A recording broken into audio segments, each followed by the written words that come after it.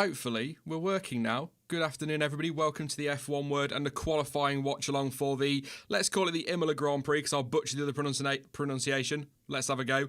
There you go. Emilia Romagna? Or Romagna, something like that. We're back at Imola. Who cares what it's called? Fantastic to see Formula 1 back at Imola. So pleased you're all with me. Sorry for the technical issues there at the start. Massive issues. I hope everything's okay now. Fingers crossed. We've had internet problems all morning. It's been doing my nutting. Dropped the bitrate on my stream down to practically nothing compared to where it was, and hopefully we'll be able to get some qualifying in. But if it continues to drop out, then we'll probably have to just call it a day for today, unfortunately. So let me know if there are any problems, real problems. Don't be mean and spam me with your evil ways. I know what you're like. Yes, we've had some practice today, which we'll look at in just a moment. Quick disclaimer right at the start, because we had some issues, of course, last week, people not quite understanding how the qualifying watch-alongs work. There is no on-track footage in the stream for what I would consider patently obvious copyright reasons. I can't use it because it's against the law. So it's just live timing from Cranky F1, me waffling away, talking to you guys and giving you updates from the track as well. So yes, and again, any problems, and I will try and get on top of them as quickly as possible. Let's have a look at the results from practice this morning. First running here since 2006. So we have some, I wouldn't say representative lap times, but they're certainly more representative than they were back in 2006. A 1:14.7 this morning from Lewis Hamilton on the soft tyre. But look at all the laps they've got in. 46 for Hamilton this morning. Really was so busy in practice. And the cars look great. We'll talk about that in a minute. Max Verstappen, second place, inside 0.3 of the Mercedes. So quite a gap, but hopefully that will come down in qualifying. Bottas in third place, nearly half a second off his teammate. Pierre Gasly in an epic fourth place. He's so good at the minute, isn't he?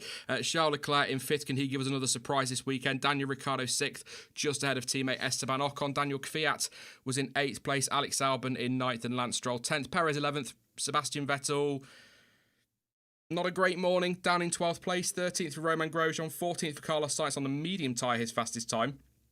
15th was Antonio Giovinazzi. 16th, Lando Norris, also on the mediums. Curious from McLaren. 17th for Kimi Räikkönen. 18th for George Russell. 19th for Kevin Magnussen, forgot his first name then. And 20th for Nicholas Latifi. Hopefully, we're going to get a very, very close qualifying session, and fingers crossed, all should be okay for the race tomorrow. I know there's some concern about the Grand Prix tomorrow. A few people worried. I know Chain Bear, we had him on last week. He's actually been saying for a while now, a little bit concerned that maybe the racing won't be all that good.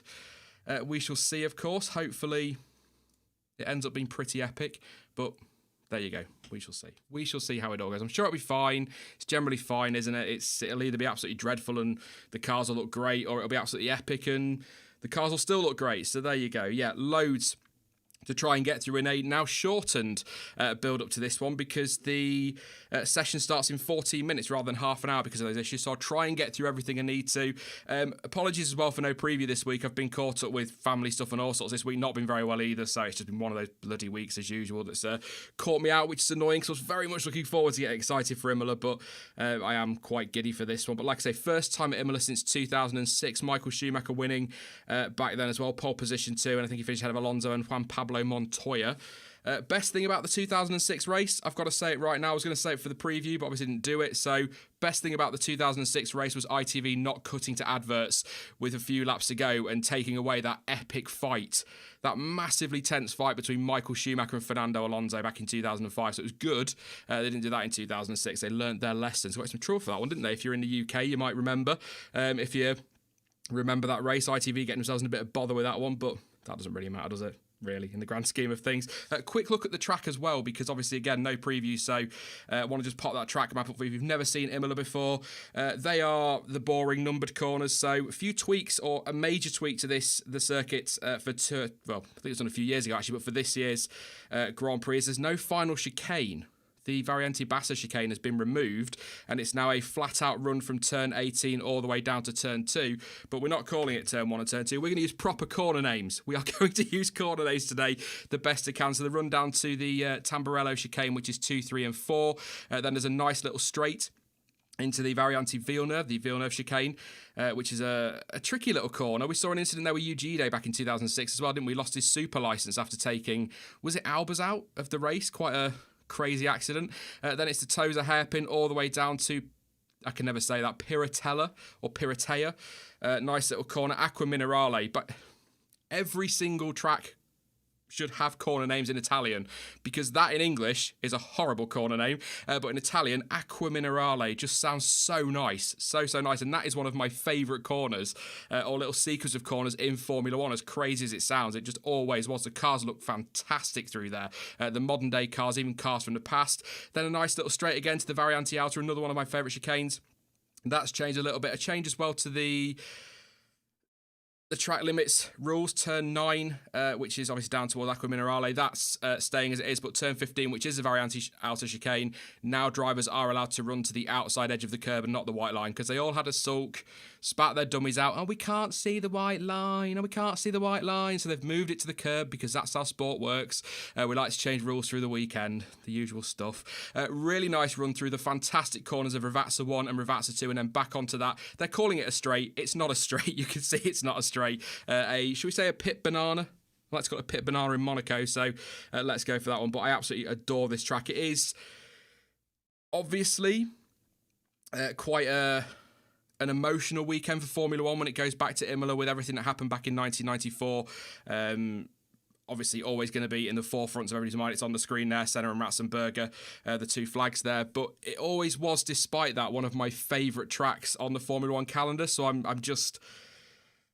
I'm pretty sure this will be the only time we're back here, unless, God forbid, we end up with another pandemic or something like that. But I think this is probably the only time we're going to be here in the next few years. I don't see it back on the calendar. I am concerned for the racing tomorrow, but I intend to thoroughly enjoy this weekend and just soak it all in. Have these guys back at Imola. It's so good to see. So, yeah, very, very exciting. Portugal was awesome. Just talking in chat there. Brilliant track. I'd love to see that back. The calendar for next year is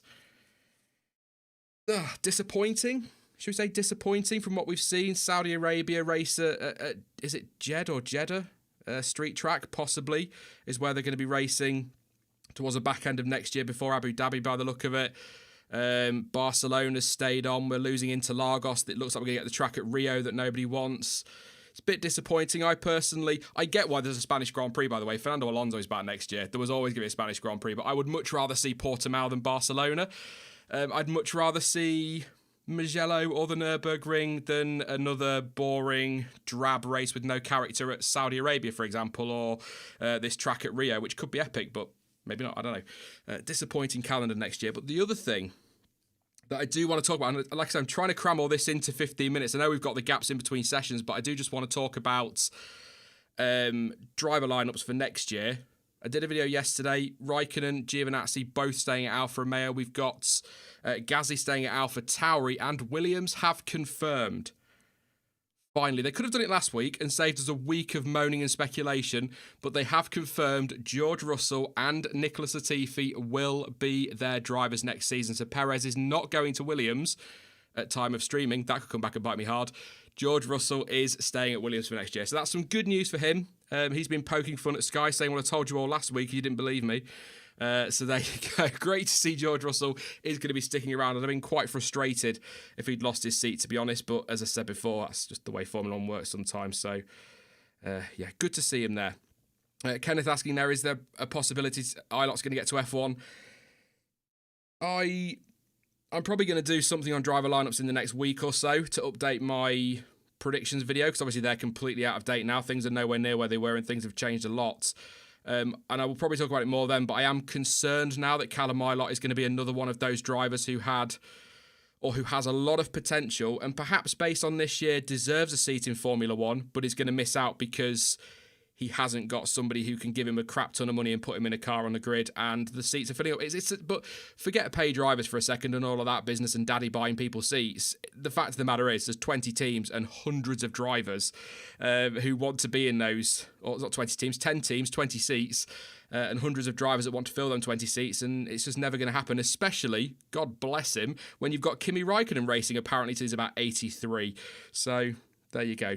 Disappointed that Callum Ilott isn't going to get a chance, because I believe maybe Ferrari don't see as much potential in him as they do in Schumacher. Maybe you guys in chat will feel the same, but I personally believe if Mick Schumacher is ready for F1 based on this year, Callum Ilott absolutely is as well. So it's just a shame that it looks as though he's possibly going to end up missing out this year and maybe get leapfrogged by Robert Schwartzman. So, I mean, you never know in Formula One, do you? We all expect Nikita Mazepin to be in that Haas. We all expect that it's probably going to be Mick Schumacher alongside him. There's a lot of talk that Tsunoda's going to be at AlphaTauri. We don't know what's going to happen. Callum Ilott, I think, used to be in the Red Bull Junior program. So if Tsunoda's not ready and they do keep Albon at Red Bull or don't want to put him back in at AlphaTauri and they get rid of Kvyat, who's to say that Ilott might not get a shot back at Red Bull? You know, Albon got another chance at Red Bull, Gasly got another chance at Red Bull, so you never know. But I'm sure it was Ilott in the Red Bull Junior program. That's a Googling job for later. I can confirm that on social media probably next week. I'm being a git on social media, but I'm not getting into that today. But we are 7 minutes away from the session. Very good. Seeing the cars out there again. There's some pictures on screen as well from XPB. Sorted that one out this week as well. So some nice high-res images there. If you can see them with the lowered bit rate, we'll soon find out. But yeah, it's just so good. So many memories of Imola. We'll talk about that through the whole stream, I'm sure. But we'll do some predictions. I feel like I've flown through this way too quickly and barely taken breath. But, you know, there you go. That's the way it goes when you have these issues. But predictions... Let me know your... Should we go top 3 in chat? Let me know your top 3 in chat. I'll let you know mine as well. I think when it comes to qualifying, Bottas is probably going to... I think Mercedes will have a bit too much Red Bull today, so I do expect, surprise, surprise, a Mercedes front row lockout. I'm going to go Hamilton from Bottas and then Max Verstappen in third place, but... And I think this is what I'm going to do for any previews I do in future. Let's forget the top 3, because unless something mad happens, it's probably going to be those 3 in some order anyway. Behind that, I've got a very good feeling, and I don't know why, because they weren't particularly stunning in practice. I've got a good feeling about Renault this weekend, so I think they could end up being best of the rest. But Pierre Gasly in practice this morning, once again, was absolutely stunning with his lap, so... Could be anybody behind. I love that battle at the moment. So, yes, let's have a look at what you guys are saying for your predictions. Ben K, good afternoon, mate. It says Hamilton, Bottas and Verstappen. The music's just starting on Sky. Peter said Hamilton, Bottas, Verstappen, J. Paul. Come on, Alex. Every stream. We'll try and be nice to him today. We want him to do well. You know, we give him grief. We give him grief, Jay, but we want him to do well. We want him to prove everybody wrong, but he's got to start doing it. Joel, Hamilton, Bottas, Verstappen. Panos, Hamilton, Bottas, Verstappen as well. Marta said the regular top 3 of Hamilton, Bottas and Verstappen. I look a regular top 3. It doesn't sell F1, does it? But as long as it's close between them 3, it doesn't really matter, does it? But I've got a feeling Mercedes might just disappear with that one, and that might bite me on the backside again in an hour's time. We'll see. Ben Roberts has gone for Hamilton, Verstappen and Bottas. Fredo's gone for Hamilton, Verstappen, Bottas as well. Vikram's gone for Hamilton, Bottas, Verstappen. I see a pattern developing here. Kenneth has gone with Hamilton, Verstappen, Bottas. Jamal's done Verstappen, Hamilton, Bottas. That'd be a tasty race tomorrow, wouldn't it? Ahmed, Don and Clark have all gone for Hamilton, Bottas and Verstappen. Jose's gone for Verstappen, Hamilton, Bottas. Ahmed says the usual. Exactly. Nathan says Hamilton, Verstappen and Bottas. Couple more. Ash says Hamilton, Bottas and Verstappen. And Jürgen has gone with Jürgen has gone with fourth for Leclerc. Charles Leclerc. I mean, he's driving the wheels off that Ferrari. We said it a lot, haven't we, in these streams? So yeah. I don't know what to say. I hope Ferrari can get it together next year, because I think Charles Leclerc has proven this year that in a terrible car he can pull good results out. So if he's got we know from last year, if he's got a good car, he can pull the results out. They're just showing some of the footage now before we go to the watch on screen. Just look at the Sky coverage. Montoya and Trulli at Tamburello back in 2001, and then the famous moment from 2004 between Montoya and Schumacher. Schumacher pushing Montoya off the track and then claiming in the press conference he couldn't see him, and Montoya saying in that press conference, you've either got to be blind or stupid if you can't see him. So there you go. Juan Pablo Montoya. I can honestly say I was never a fan of Montoya. You know why if you've been watching this channel long enough. He wasn't very nice about my Michael Schumacher. I wasn't having it as a kid, so I wasn't really a Montoya fan. I'm not going to lie to you. He's one of those that will probably grow on me with age as I get older and realise that I don't care anymore. Simple as that. He's a fantastic racing driver. Nobody can deny that, particularly in America. So there we go. 3 minutes to go until qualifying. We'll go to the watch on screen in just a moment. Everything should be set up over there, ready to go. Fingers crossed. I might need to adjust the timing screens, but we'll do that as we go. So, yeah, just looking at the lovely scene. It's right in the middle of town as well as Imola. It's such a nice track. The autumnal leaves. Look at me going all poetic. Why not? It just looks so amazing. But how weird is it being in Europe? 31st of October. It's Halloween today. Happy Halloween if that's something that gets you excited. I don't know. But it's Halloween and we're in Italy. Weird. Really, really weird. But Martin Brundle there just talking about San Marino and how it used to be the San Marino Grand Prix. It does feel odd being at Imola and referring to it as the Emilia Romagna Grand Prix rather than San Marino, but there you go. Jack says spooky. Indeed, mate. Indeed. Should we head over to the watch on screen and make sure everything's ready? It isn't. It's all completely wrong size. So we'll do having to use display capture again. I'm having all sorts of issues today. It's one of those where I think I'm going to do this stream and I'm just going to go to bed and get up tomorrow because it's been one of those days when nothing has worked. Very frustrating. Very, very frustrating. But hey-ho. Live timing, as you can see on screen, provided by Cranky Yankee F1. Just another reminder as well. There's no race footage for obvious copyright law reasons. I will change the chat as well because that's from the old stream. Just thought it's a completely different stream to the one that was up earlier, so there's possibly people waiting for that to start. If you are, oops. I can't work out the new YouTube streaming thing. I can't. I'm such an old man when it comes to stuff like that. It's like I like it the way it was before. Put it back. Put it back. Look at the Drivers' Championship there. 256 points for Hamilton. He can't be world champion this weekend. He is a world champion, but he can't secure the world championship. Maths-wise, I believe there will be, including fastest laps, 104 points available after this weekend, and Hamilton can only extend his lead to 103 points. So he can't win the championship. However, the constructors can be won by Mercedes. The qualifying about to start. The only way that can go on is if Red Bull outscored them by 33 points. It's not going to happen. That is a fact. I can confidently predict Mercedes will be Constructors' Championships at the end of this weekend, and it may well be the only prediction I ever get right. Kevin Magnussen, straight out on track. The session is underway, and we are ready to go for qualifying at Imola. Oh, it's been so long since I've been able to say that. I'm so excited. So excited. Please do drop a like on the stream, by the way, just while we're waiting for the cars to get on track. 652 watching, 62 likes. Obviously, there were a few likes on the other stream that won't carry over, so please do drop a like. That's massively appreciated, and do subscribe if you are new. I've got the race reaction stream tomorrow, and I will be joined for the first time in what feels like forever, provided everything's okay, of course, by Jonty. He will be back tomorrow for the race reaction stream. Oh, we've missed him. I've missed chatting to him about the racing. So yes, if you're a Jonty fan, pop along. If you're an F1 Word fan, pop along. If you're not, pop along anyway. Why not? Give us some grief. It's always good fun. Magnussen, Latifi, Russell, all out on track. 17 minutes ago, Stroll going out there, and it's just so... Oh, it's similar. That pit building, or that building at the end. That building at the end. Jeff says, where is Jonty just needed some stuff. He had some stuff to sort out, personally, so he just took some time away. But yeah. He's coming back, don't worry. I've not forgotten about him. We've not fallen out. We still talk. I think we talk to each other more than we do our respective partners. Which, yeah. There you go. Everybody but Hamilton, Verstappen, Bottas, Ricciardo, Ocon, Albon, Sainz, and Norris on track at the moment. I'm just going to adjust that actually a bit more. The timing screen, because we can't... Oh, I won't. No, it's fine. Doesn't matter. Shut up, Sean. Shut up.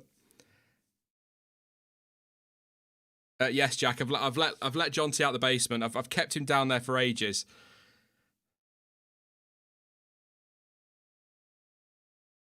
Ian Francis wants to know who I think will get pole today. I reckon Hamilton. Magnussen at the moment is going to be first to do a time by the look of it. The proper old school track. No mistakes here. There are a few corners you can make a mistake. Aqua Minerale where he is now. That he can make a mistake there. Plenty of runoff space. Then into the Variante Alta chicane. Nice and wide. Can run over that white line now.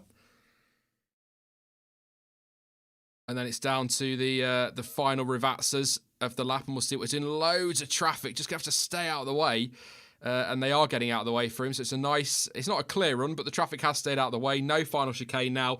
Onto that straight, all the way down. Over the line he goes. It's a 1:17.1, so about 3 seconds slower, probably more than that, than they were this morning.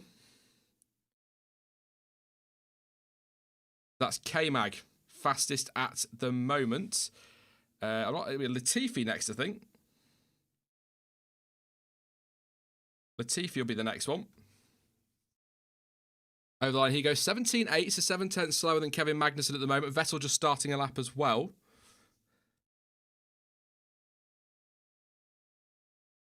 I'll butcher your name, but I'm going to go for it. I'm so reluctant to do it. Hukyuando says, "Hi Sean, rumour has it you respond to comments." Hello, I do. I try to. I get distracted by the pretty cars on track, but I try to respond to comments when I can. Yeah. It's kind of the point of these. We just kind of chill out in the afternoon and watch a bit of F1 together. Russell goes fastest 16.7, only half a second slower than Stroll, who's just gone fastest on a 16.2. Grosjean on a 16.5, up into second place. There's Kvyat, fastest now on a 15.4. That AlphaTauri looking good this weekend. Vettel goes third, only a 16.4 for Seb, with Raikkonen into fourth place. Pierre Gasly with his stunning Ayrton Senna replica helmet, or not replica helmet, the tribute helmet this weekend looks so good. And with I am waving my hand about and you can't see it. With the Honda strip, the Honda sponsor strip, or the engine manufacturer strip across the helmet, it looks so much like his like Senna's McLaren Honda Days helmet, and it looks so amazing. But it's just such a shame they slap sponsors all over these helmets now. The Red Bull, I always get, when they've not got like their tribute helmets or whatever, I find it so difficult without looking at the car number, just looking at helmets, to tell the difference between Gasly and Kvyat on the long shots in cars. So it's a little bit... Yeah, get those sponsors off. Let them have a nice, proper helmet. And that's my old man moan for the day. It won't be the first. It's not the first and it won't be the last. Verstappen only second on a 15.4, slower than Daniel Kvyat. Here goes Lewis Hamilton into the Villeneuve chicane. And then onto Toes, a lovely change of direction there, as you would expect from the Mercedes. Keeps it nice and tight through Toes. A good exit. Stays within the lines.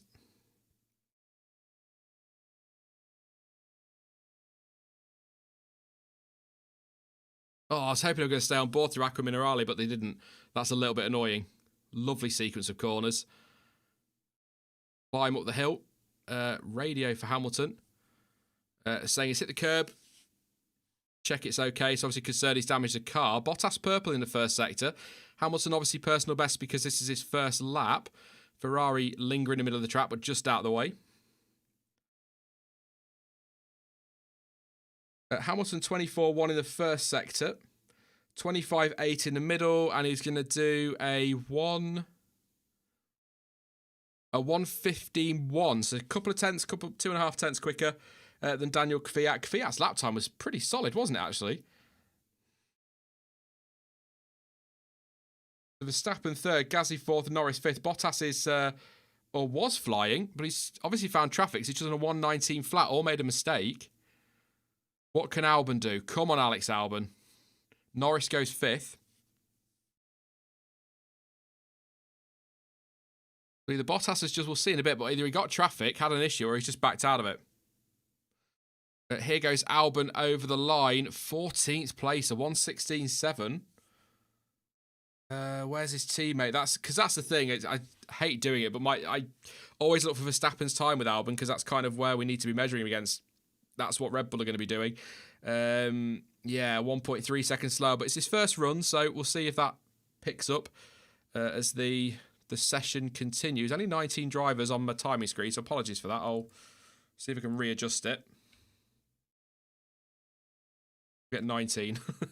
I'll let you know where everybody is. It's fine. It's absolutely fine. Gasly goes second on a 1:15.1. Only, 4/100. 39 thousandths slower than Lewis Hamilton. AlphaTauri, who of course did a test here a few months back as Leclerc goes fastest, 15.1. We're still slower than this morning. But AlphaTauri did a test here a few months back. Was it the 2018 or the 2019 car, and then this year's car for a filming day. So they've got a bit of data. I think they were saying in commentary this morning maybe a bit of ride height data, but nothing significant. Sainz, I think, complaining of traffic there. 10 minutes to go. Daniel Ricciardo there, still sat in the pits. Verstappen goes fastest, 15.0. They were in the 14s this morning. Oh, Lewis Hamilton did clunk the curb very hard, and sparks flying as I think it's his front wing clips the floor. That will be why he was on the team radio, not complaining, but asking him to check the car. There's a racing point. That's why Bottas had to back out as a racing point on the racing line. Norris, I believe, that is getting out of the way, but yeah, that could be impeding from Stroll. I think Bottas will get through on his next run, of course. Vettel is at the moment P8. P8. A second off Verstappen, who's fastest.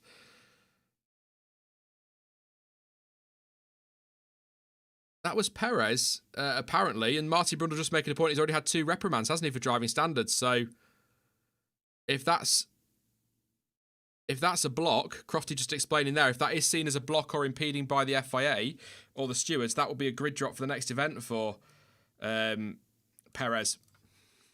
Just to let you know.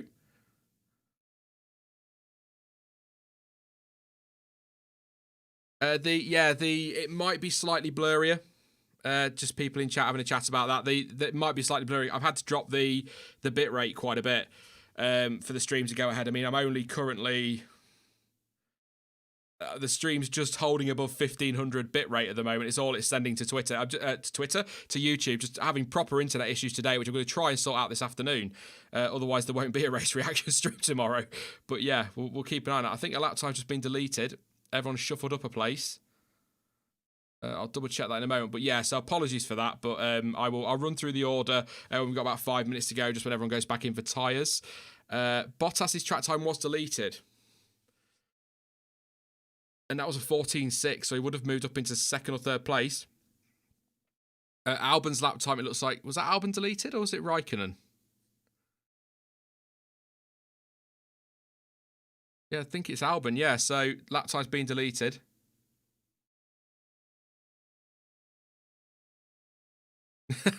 No worries, Nick. 5-star customer service. Yes, I'll pop the scripts away now, and then we'll try and solve all the tech issues later. Have you tried turning it on and off again? Just explaining track limits now at turn 9. You can't go all the way off as you would expect, and then they're just going to show Bottas now. Did he go off? Yes, Bottas quite clearly went over the white line there on the rumble strips on the outside. So, yeah, so that's Albon and Bottas times deleted. So some pressure on them to get their lap times in. But your running order at the moment with a few people in the pits. Lewis Hamilton fastest, 6 minutes and 40 to go. Max Verstappen in second, Charles Leclerc third, Pierre Gasly in fourth place, Lando Norris fifth. That's 7 tenths between the top 5. Hamilton fastest, 1:14.5. Daniel Kvyat is sixth, Sergio Perez seventh, Carlos Sainz is 8th, Esteban Ocon 9th, and Sebastian Vettel in 10th, 1.4 seconds off Hamilton's pace. So quite tight in the midfield. Hamilton quite clear at the front at the moment. Lance Stroll 11th and George Russell in 12th place. Looking good for getting through if he can keep that one up. 13th for Romain Grosjean, 14th for Antonio Giovinazzi, and 15th for Nicholas Latifi. Not anymore. We think we had a change. I think that's going to be Ricciardo going across the line. I'll just watch it on the TV. The timing screen updated, moved Ricciardo up to 11th. 1.4 off the pace, which shuffles down Stroll, Russell and Grosjean. Giovinazzi 15th, Latifi 16th, Magnussen 17th, and then it's Raikkonen 18th. Alex Albon in 19th place, and Valtteri Bottas is 20th on a 1:19.0. Albon and Bottas, if you're just tuning in, having their lap times deleted. So Bottas would have got through. I think his was a 14.6, which would have put him second, so he would be through. But some pressure on them now And does that mean burning up another set of tyres for Bottas, or do they just send him? No, they're fresh ones. Interesting. So Bottas on the back foot a little bit.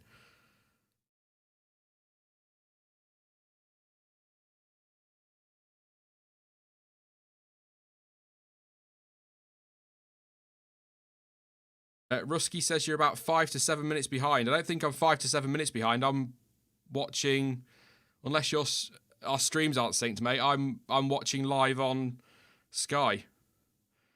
So 13:30 and 13:30 on Sky. So yeah, 4:55 to go. I've just gone through. So yeah, I'm synced up with Sky, and I should be ultra low latency on YouTube, which I am. So yeah. There's usually about 7 to 10, maybe 15 seconds, but I don't think 5 or 7 minutes behind. That'd be quite bad. Minutes left. I've got 4.5 minutes left. Exactly, it was when I said that. Hamilton's out there. Perez, Vettel, Stroll as well. Russell, Giovinazzi, most will go out with this one, I think. Track. I guess the track's still evolving as well. I've only had 90 minutes of running this morning, so.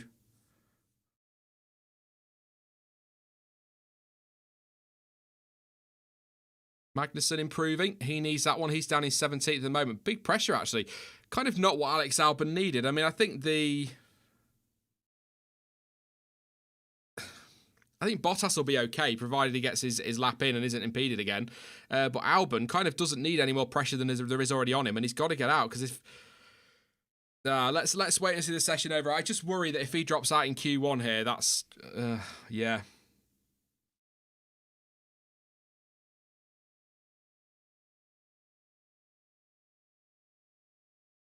We're watching Stroll.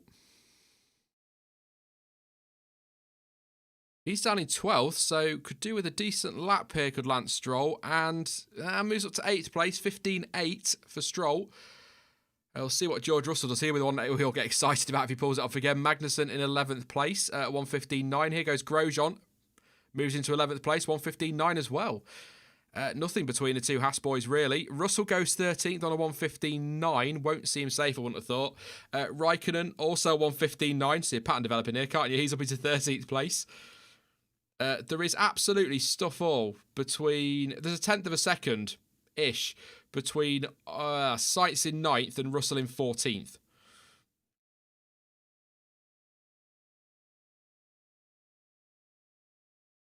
Here goes Vettel. What can he do? Over the line. Oh, goes 7th to Seb. 1:15.7, so might get through Q1 here. Should do. There goes Bottas. Second, 1:14.6. He'll be hoping that doesn't get deleted. What's Alex Albon doing out there? Personal best first sector. In Latifi. Only 6 100ths between the two Mercs at the moment.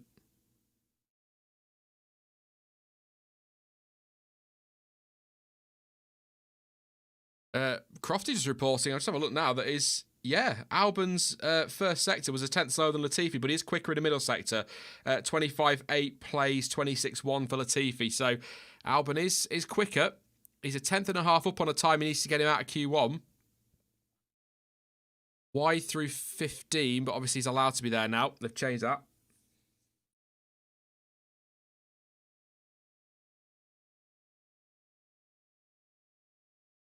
So Hamilton improves, 1:14.2. He's on fire at the moment. Here goes Alex Albon over the line. He needs this one, and he's got it. Goes 7th on a 1:15.4. That was a big pressure lap for Albon. And that should see him safe with 1 minute and 24 to go.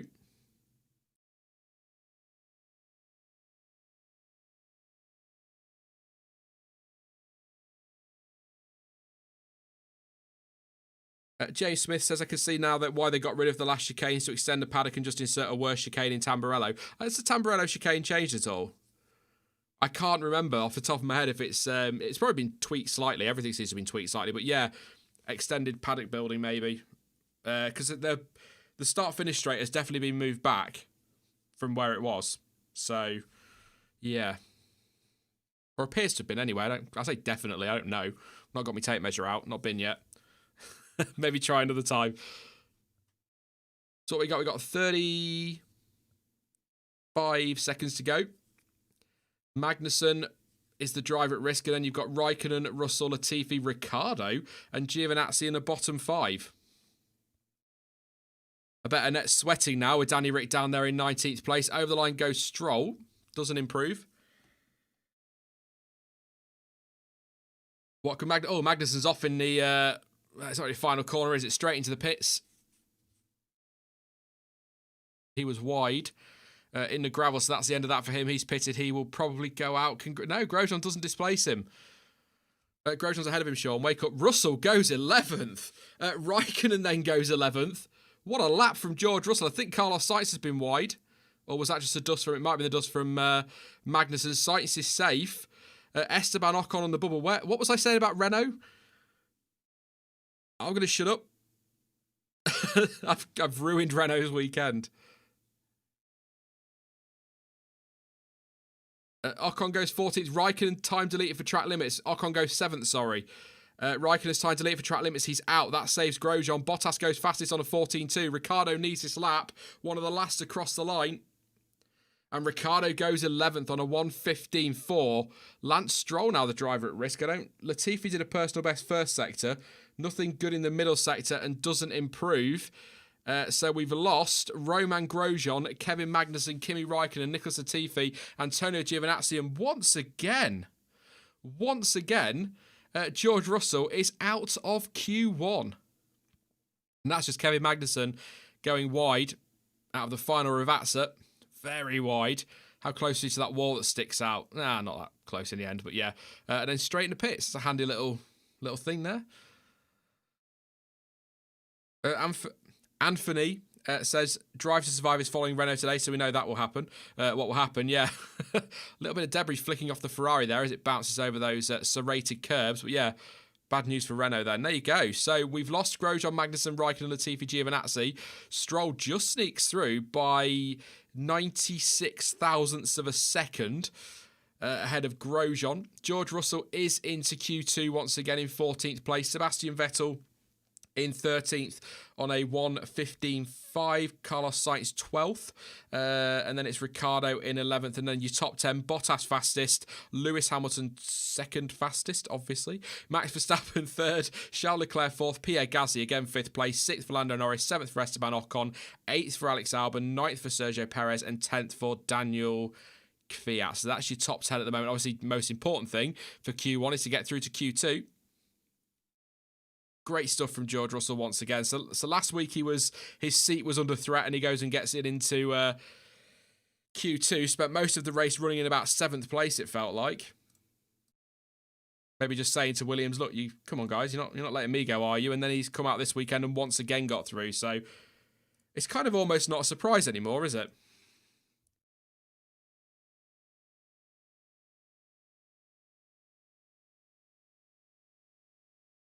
Oh, that's a good point. Twisted Vision, and is it Linian Monster? Just pointing out that Alonso is there this weekend, so that could be why Drive to Survive are with them. Sort of makes sense, doesn't it? Sort of makes sense. Rusky says same results, different tracks. Basically the season, isn't it? That's what I've had, isn't it? Pretty much, apart from the odd race here and there.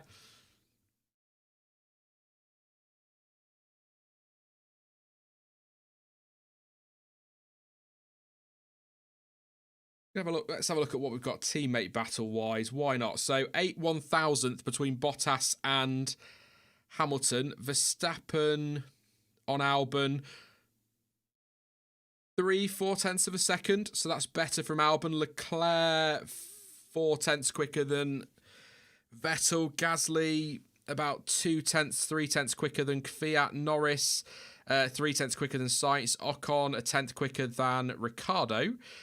Perez, half a second quicker than Stroll, actually. That's quite a big gap, really, between them two, given how this season has gone. Russell to Latifi, a couple of tenths of a second. Grosjean, a few hundredths quicker than his teammate.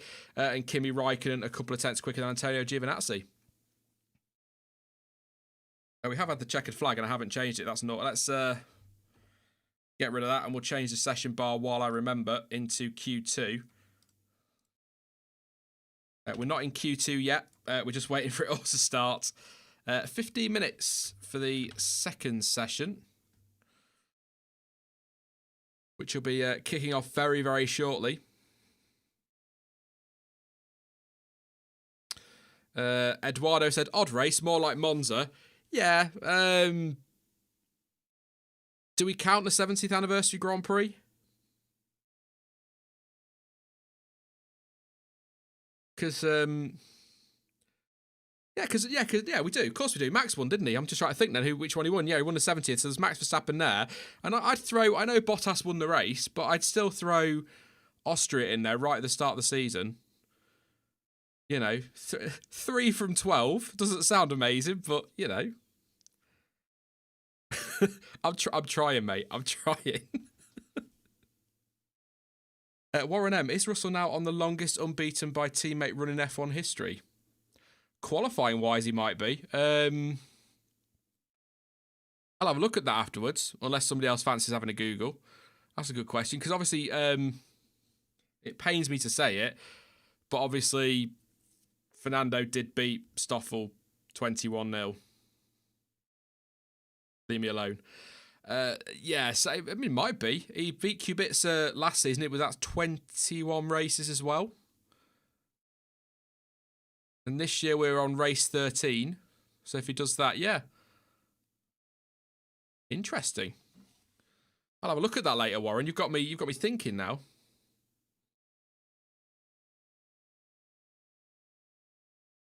Max Claydon, 21-0. Is that the United score this weekend? Yeah, that's what Arsenal's going to beat us by, mate. Kimi Räikkönen, let's have a look. Formula 1 show, not football. Yeah, very wide. That's track limits, 100%. That's why his time was deleted. James Smith, just a reminder. I'll read it as you've written it. Only one DRS zone in the race at Main Straight. So there is just a one DRS zone this weekend. I was thinking about this earlier. I'm trying to think where you could put another DRS zone that would be effective, because you could put one between 7 and 9, but you're not really going to overtake into 9. You could put one between 13 and 14, but you're not going to overtake into that chicane because it's just so tight. And you could put one on the run between 15 and 17, but I don't see many moves in those final couple of corners. So, yeah. I can't, do you know what I mean? There are plenty of places you could put one, but I don't see where there'd be one that would be effective. We are underway for the session. Let's get the timer going. Q2. United fan. You don't even sound northern, says RM. I am northern. I'm not from Manchester. I'll tell you a quick story, actually, while they're on their outlaps. Football-related story. My family, pretty much every year, I used to get a card, because my family are all Liverpool fans. And they all would send me a card that would be like, oh, how could you tell, how do you confuse a Manchester United fan? Show them a map of Manchester. They're from Louth in Lincolnshire, and they're Liverpool fans. Shut up. That's what I used to give them every year. There's your story. I'll give you a second to just take that in. I know that was one hell of a story. Quite a moment. But yeah, it's a terrible joke. But I've got a family who are all based in Lincolnshire who are Liverpool fans criticising me for being a Man United fan because I'm not from Manchester. Whatever. If any of my family are listening, love you really. We are into Q2. We're underway. 9 cars on track. Bottas, Hamilton, Verstappen, Leclerc, Gasly, Albon, Kvyat, Vettel and Russell. Medium tyres for both Mercedes, Leclerc and Verstappen, Vettel and Albon. So both Mercs, both Red Bulls and both Ferraris go for the mediums. Yeah, Louth sucks, Jack. And I'm from there, mate. I live in Lincoln. It's not far away, but it's far enough away. Don't get me out of babysitting duties, though, for half term. God damn it.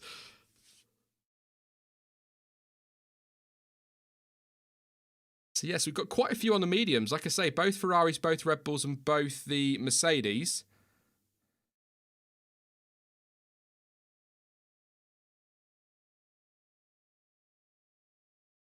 I assume everyone else is... I wonder if they're just thinking a bit like Portugal, Portimao. That maybe the medium's the better tyre to do the laps on. Do a couple of runs and get them up to temperature. Something like that.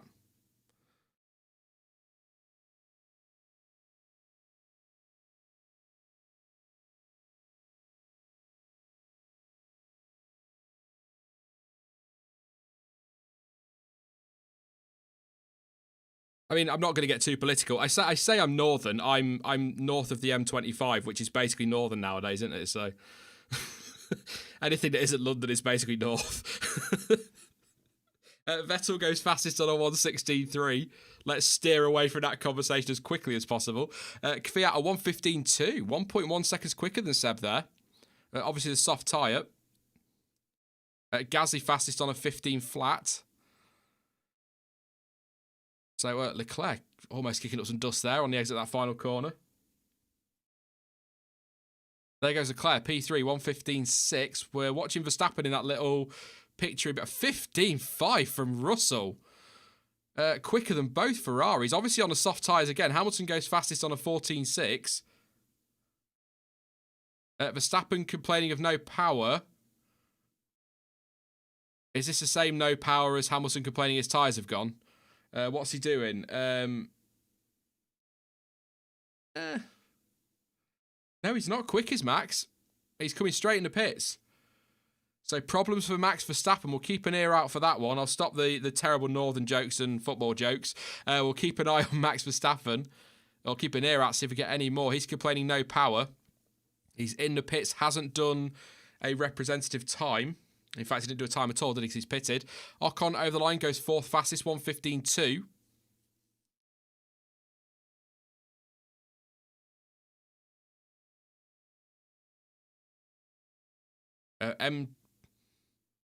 M2 podcast, I'll try again, says ECU problem. Could be. Or ERS, maybe. We'll see. We'll see. So everyone on track except Verstappen. They're taking the cover off, I think, by the look of it. See if they can get this one sorted. They've got, coming up to 10 minutes, 10 minutes 20 to go.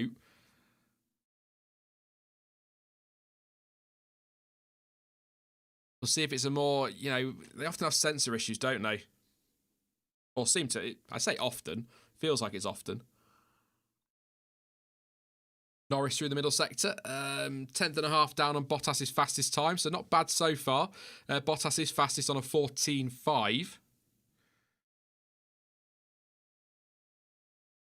There's still time to have a look at this and see if they can sort out Verstappen's problems. But it might be one of those last minute super quick laps. High pressure laps rather. That he needs to stick in. Here goes Norris. Over the line. Goes P4. 1:15.0. Gasly is looking very good up there in third place, isn't he? Again on the soft tyre, though. Albon was on the mediums. So was Leclerc and Vettel. Oh, someone's been in the gravel and they're in the pits. Is that Seb or is it Stroll? Ricciardo goes fourth, 15.0.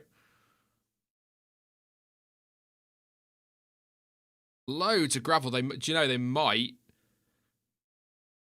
red flag that. There's a lot of gravel out there. They do. Maybe in practice they do. I don't know about qualifying quite so much. Coming up to 9 minutes to go. That might save Verstappen in some ways.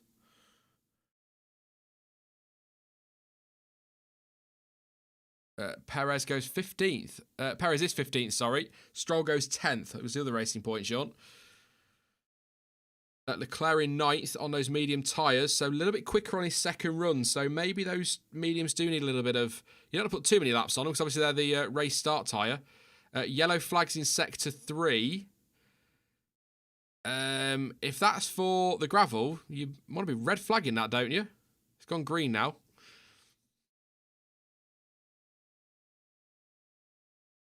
Albon spinning apparently, according to Crofty. We'll get a replay. He's down in 11th at the moment. This is all at the moment looking a little bit dodgy for Red Bull. So here we go. Alex Albon, we're on board with him. Up at Aqua Minerale, not at all. Variante Alta. Clunks the curb on the inside. Back end gets up. Yeah, round he goes. Keeps it out of the wall. Critically. Yeah, back end just goes, yeah. Spin. It's nothing spectacular, but that's a lot of pressure on Albon for the second session in a row.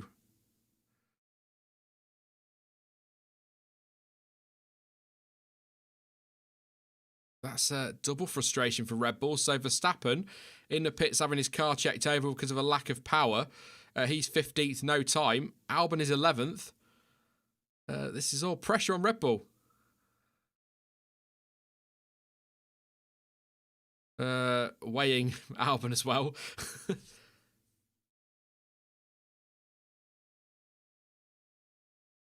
So your top 10, we're coming up to everyone's sort of in the pits now. I think Perez is out there. Russell's out there as well.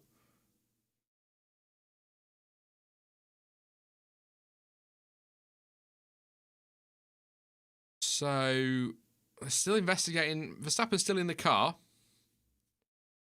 Your top 10 with 7 minutes to go. Bottas fastest on a 14.5. Then it's Hamilton and Pierre Gasly. Half a tenth, 6/100ths between the two Mercedes. And half a second between Gasly and Bottas. Ricciardo 4th, Norris 5th, and Perez in 6th place. It's 7th for Daniel Kvyat, 8th for Esteban Ocon. 9th place is Carlos Sainz. It was Seb Vettel who went wide at that final corner and dragged all that gravel back on. 10th for Charles Leclerc and 11th for Alex Albon. 12th for Lance Stroll. 13th for George Russell.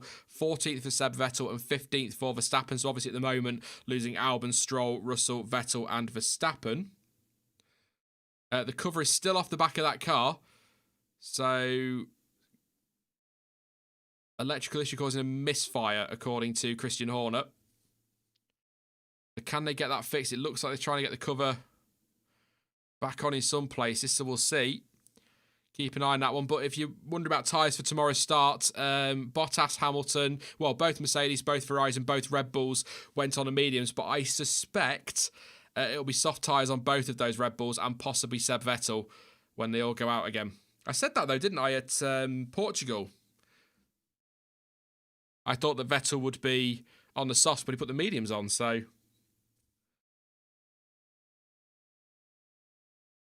Yep, soft tyres for Vettel this time. They're not risking it. He's going out now. 5.5 minutes to go.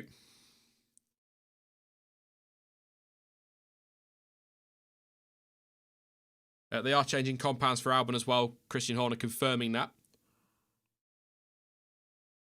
And I assume Verstappen will do the same.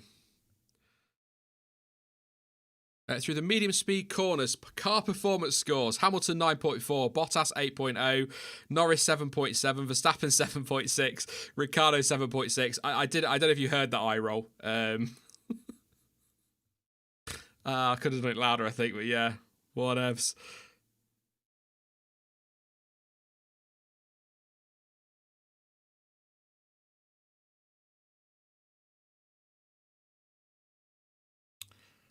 So it will be the softs, I think, for most of them now.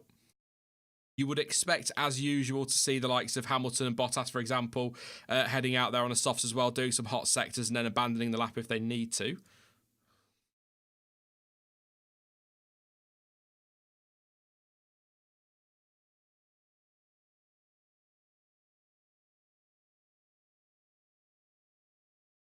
So Ocon's out there, not improving. He's on the softs. Ocon currently P8. He's on track.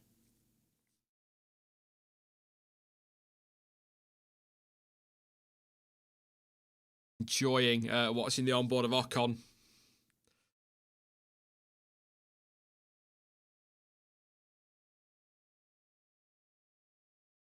It will be a spark plug change, yeah.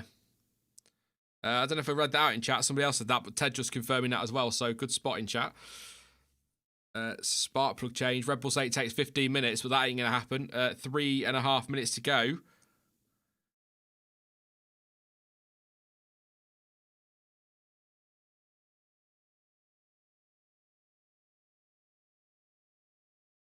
Alain Prost there. The Renault garage today. I'll have a gob full of water before we get to the final charge for fight for Q3. There's a sentence in there somewhere. If anybody wants to take that to bits and make one, that's great. I gave up.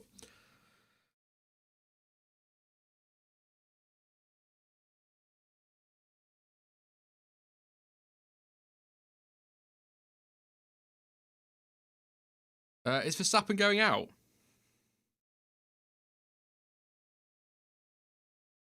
I was checking Twitter. Is that because you never quite know with Twitter. Is that true about Sean Connery?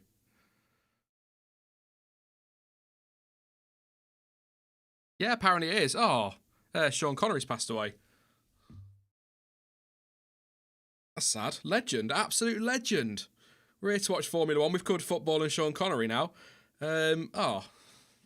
Yeah. I've just checked the news app because you never know with Twitter, do you? I think Jeremy Clarkson was dead the other week, but he wasn't. Oh, that's sad. I'll not do a Sean Connery impression. I'll not do it. Out of respect more than anything. Out of respect for you guys. Charles Leclerc goes fourth on a 1:15.0.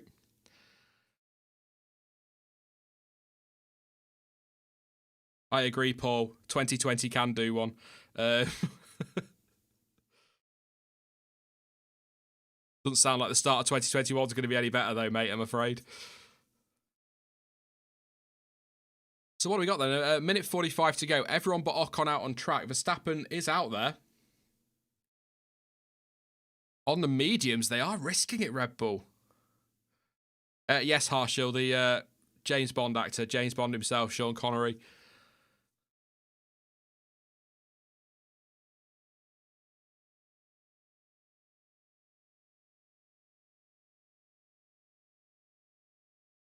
Here goes Max Verstappen then. So we're going to want to watch this because this is an important lap. Assuming they've sorted the problems, they're going for the mediums. You would think, provided the lap is clean, he should get through on those. But it's a high-pressure lap, and it will just be the one run.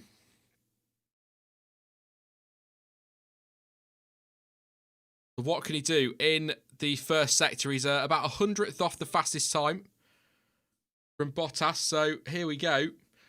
Russell has just done a purple first sector. George Russell has just done a 23.8 in a first sector. What the hell is happening out there?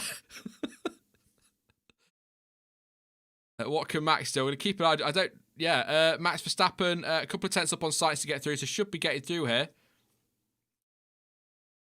Carlos Sainz goes 7th on a 1:15.0. What's George Russell going to do? George Russell goes 11th, 1:15.3. Good lad. Not quite Q3, but only a tenth off.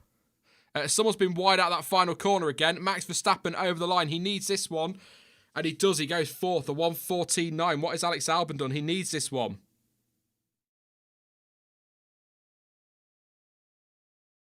Perez currently on the bubble, and Albon goes 4th, quicker than Max Verstappen on the soft tyre, it must be said. But still, that's something to cheer about for Albon fans. They're up into 4th place. So he's through. Ricciardo goes 5th.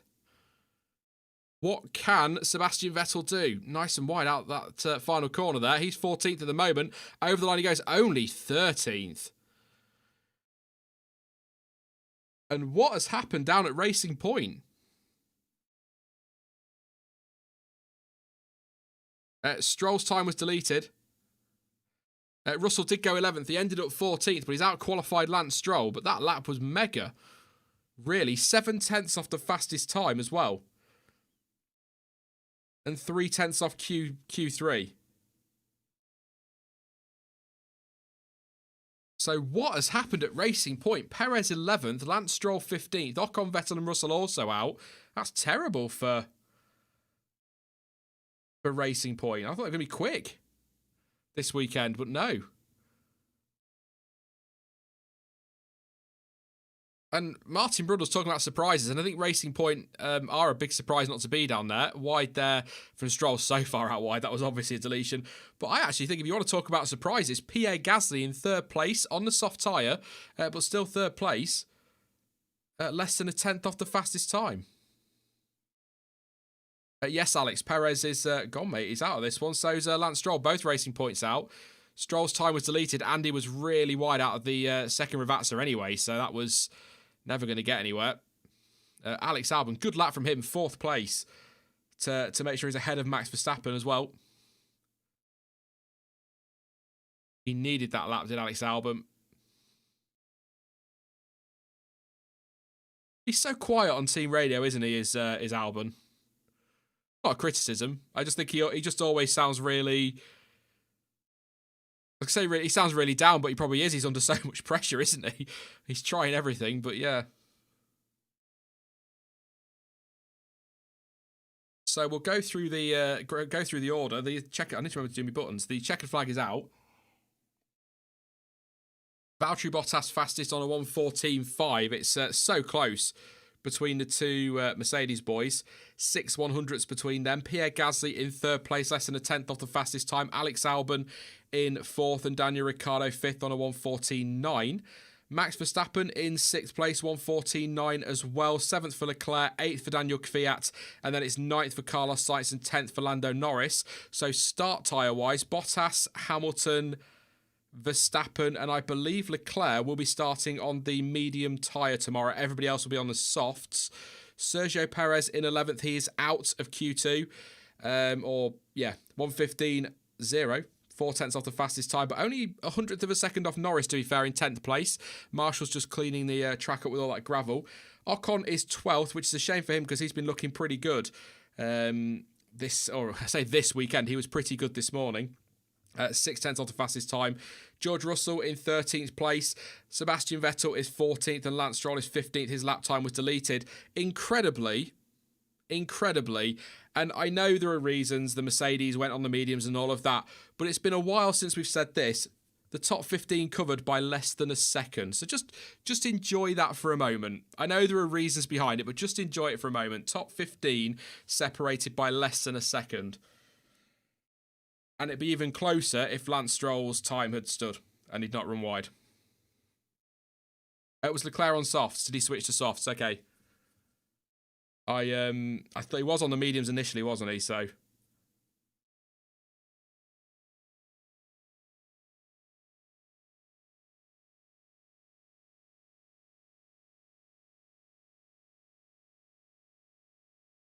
there's nothing wrong with thinking with feeling.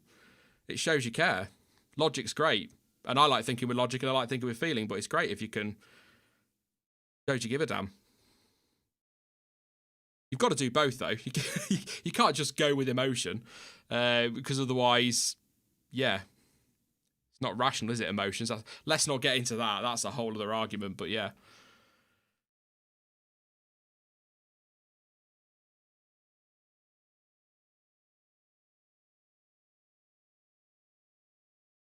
I wonder if they might just delay this session a little bit. They've got the tractor out on track now to sweep up some of this gravel. They've got the brooms out.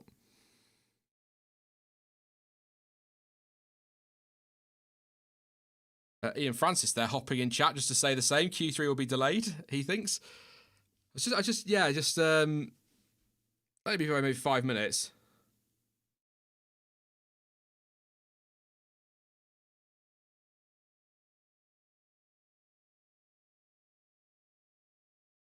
George Russell Team Radio. Let's have a listen.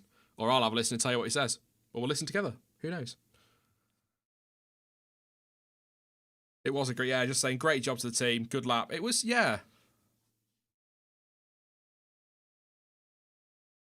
Oh, good lad. George Russell saying, we need more tracks in F1 because this is flipping awesome. He didn't say flipping. Completely agree. Tracks with character. This is the thing. It's just so... there's nothing. Bahrain gives us some really good racing. There's some good modern tracks, but if you just have a calendar of these modern tracks where F1 is only going there because of the money and they're all sanitized and they're just all concrete runoffs and they're in the middle of the desert or whatever, and there's South Korea, fantastic track. They stuck it in the middle of nowhere and nobody could get there, and it was so frustrating because I loved that track and it gave us some great racing, and that's fine. But you also want your classic tracks that aren't just these modern day builds. You want your Imolas, you want your Mugellos, Silverstone, for example. I mean, there are some parts of that now that are maybe a bit too many concrete runoffs and not enough gravel. I think Belgium, they're introducing some more gravel at some corners and some grass before F1's back next year because the drivers have said they loved it, and Formula One have said, yeah, well, let's go for it, and Spa are going to do that. So that's good stuff. But there's nothing wrong with modern tracks. It's just when you have a calendar of new built tracks that have predominantly been built by Herman Tilke, they're all the same. Just a slightly different layout. It's always the same 90-degree, long straight, maybe a hairpin. There's none of this. You look at Portimao, how good did the cars look? The drivers loved it, coming over the crest of the hill, sweeping through the corners downhill. That's what we want. We want a bit of that as well. Nothing wrong with that. I get safety. I know F1, that is what is paramount. It's got to be safe. Important, we mentioned that this weekend, of course. But we need these classic tracks. And, let's just forget the reasons the Rio track is being built and why we don't want it there. It could be an epic track, but it's not Interlagos. There's nothing wrong with Interlagos. That's what's getting me. Spend that money on redeveloping it. I'm sure there are political reasons. I'm not going to get into it, but Q3 is just about underway, I think.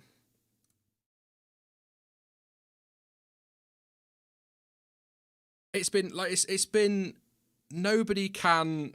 I think everybody can agree that this season, in terms of the competition at the very front, hasn't really been epic.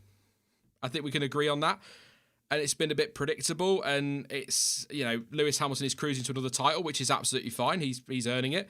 But what's made this season so good these last few weeks is having Mugello, Portimao, the Nürburgring. Looking forward to Imola. We've got Turkey next time out. We've got a new layout to try out of Bahrain as well. So we get excited for that. So let's do it. Let's do it. I don't... What are we watching here? Ricciardo released right in front of Verstappen. That might be a bit of bother. Yeah, no, that's a moan about tracks. I'm not. F1 was always going to go to Saudi Arabia. They've got the money to pay for F1, so that was always going to happen. The minute it was mentioned, there was an inevitability about it. But what's bothering me more is the fact it's going to be a street track next year because the circuit isn't ready. So it's another street track that's going to be rubbish. Stop it, Sean. Right, qualifying 3. 10.5 minutes to go. Everybody out on track. So they're going to squabble over traffic. Will be interesting. I don't know. We saw in practice there was quite a bit of traffic, but in practice cars don't tend to hop out of the way quite as much, do they? Because you don't have to, but we'll see. I liked India, Vikram. I liked the circuit at India, but I think was it financial or political reasons or a bit of both as to why they ended up leaving. But I really, really liked India as a circuit. I did. Especially that final little sequence of corners. I can't remember what numbers they were, and that was a long time ago. But I did actually quite enjoy that track. Apparently it was both for that one, so. And there's nothing wrong with a street track, by the way. It's just they just end up being the same in these. Yeah. I just think it's because they haven't quite finished the track in Saudi Arabia yet, because they are building a proper track for it. So it's going to be a street track.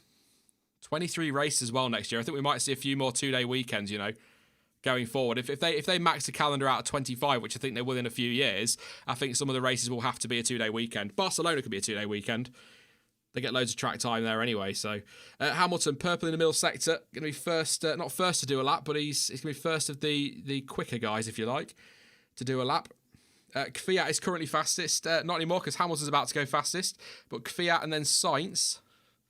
Very wide from Hamilton there, kicking up some dust. So all that work the marshals did, that's undone already.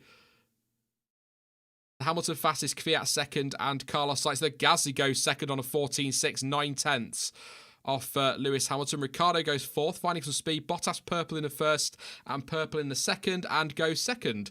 Green in the third. Wow, nothing between them again. Verstappen goes third, as you would expect. What can Alex Albon do? 3/100ths between the two Mercedes. Albon, can he get behind Max Verstappen? No, he's behind Gasly. That's the story this season, isn't it? That looks like, is that Norris wide? I think it's the dust. It's just lingering in the air a bit, so. Here goes Leclerc, P6 on a 14.8. It's so close. Mercedes are gone, and then you've got Verstappen 14.4, Gasly 14.6, Albon 14.6, Leclerc 14.8, Norris 14.8, Kvyat 14.9, and then Ricciardo 15.4 and Sainz 15.6. I assume, as my voice breaks again, used tyres for Ricciardo and Sainz, which is why they're so far off the pace. So that'll improve. Their times will improve.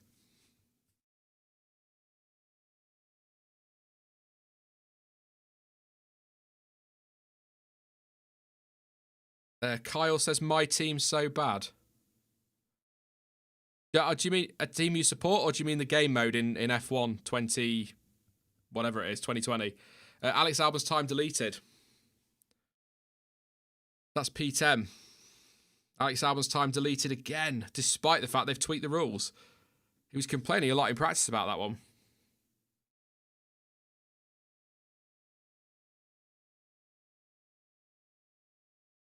We've got Hamilton, Bottas, Verstappen, Gasly, Leclerc, Norris, Kvyat, Ricciardo, Sainz, and now Albon, because his time's been deleted. So, Max Claydon says, "Did Malaysia go due to money issues?"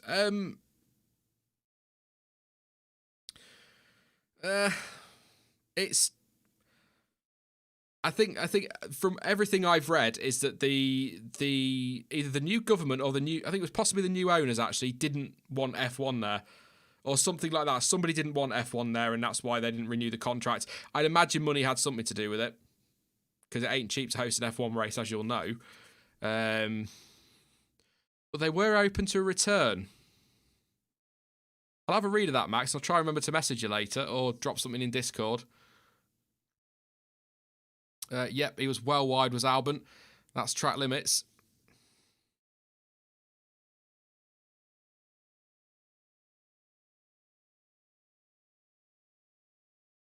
Got 6 minutes to go. They're all in the garage now.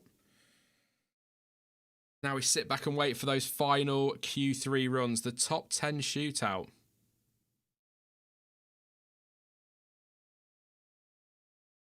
But Malaysia, Sepang was I think that was possibly the best Tilke track, and possibly still is. And it kind of became the model, didn't it, for what I suppose you could say almost his template for that one. So, yeah, missed that track. Would love to see it back. There's just so many races I'd love to see back, but it's okay. We're getting Saudi Arabia and Rio next year. Anyway, Ian Francis says, who do you think will get pole, Sean? We didn't do that, did we? Who do you think is going to be pole? They're kind of pointless right now. I've got 5 minutes to go. Looking good for Lewis Hamilton. I picked Hamilton before this, so I will stick with Lewis Hamilton for pole. It is going to be a Mercedes, unless Max Verstappen can find 0.7 of a second. It's a Mercedes 1-2. It's just in what order. There's 3 100s between them. So Leclerc good up there in P5 actually. James is going to bet the house on Hamilton. What's your house like? I might take that bet.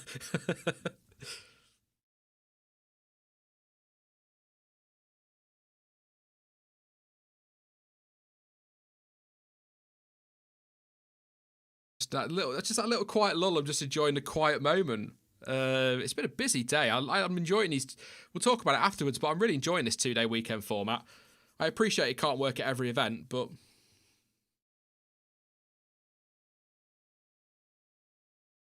really enjoyed it. Just been busy all day with practice and that, and then into quali. Then racing tomorrow. Early one tomorrow. If you're in the UK, it starts at 12:10, 10 past midday. Because the clocks went back, of course, last week, so a little bit earlier. So the race reaction, provided the internet's sorted by then, will be live 3-ish, maybe 3:30, somewhere around there. So a bit earlier tomorrow. Here we go. Nice fresh set of soft tyres for Alexander Albon. Stay within the track limits, Alex. Get that lap in.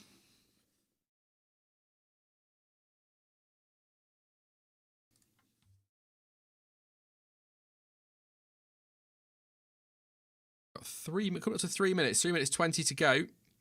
So Kvyat's out there. We've just seen Albon head to the track as well.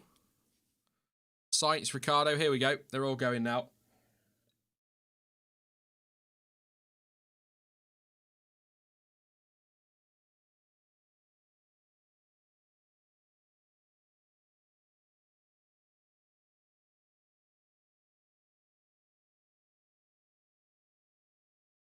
Max Verstappen heading out. Waiting really for the first lot of runners to come round, which will be your Kvyats and your Albons, your Sainzes and your Ricciardos. There's only one of each, but, you know, let's go with it. I don't play the F1 game.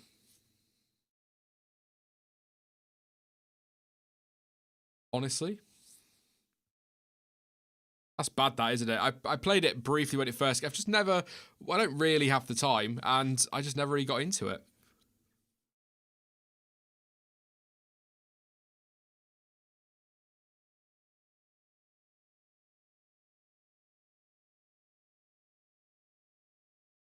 Right, then.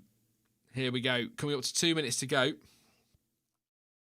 Pole positions at Imola. Ayrton Senna's had 8. He has a record for most. And then it's Michael Schumacher on 5, Rennie Arnoux on 3, Mika Hakkinen 2, and David Coulthard 2. And has Kimi ever been on pole at Imola? I mean, he's not in this anyway, so it's an irrelevant question, I suppose. But whoever gets pole position out of our current top 10 will be a first time at Imola for them. So I think there's only Kimi Räikkönen's raced at Imola, and I think there's 3 drivers who have never, maybe 4 drivers who have never ever turned any wheel at all at Imola. So all new to them. Lance Stroll was here a few weeks ago, apparently in a F2 or F3 car. It was an F something car. It just wasn't an F1 car. Right, then what we got? So Kvyat's out there. Ricciardo 23.8, Kvyat 23.8, Sainz 23.8, and Albon 23.8. That is going to be close. Out of those, Ricciardo currently quickest though.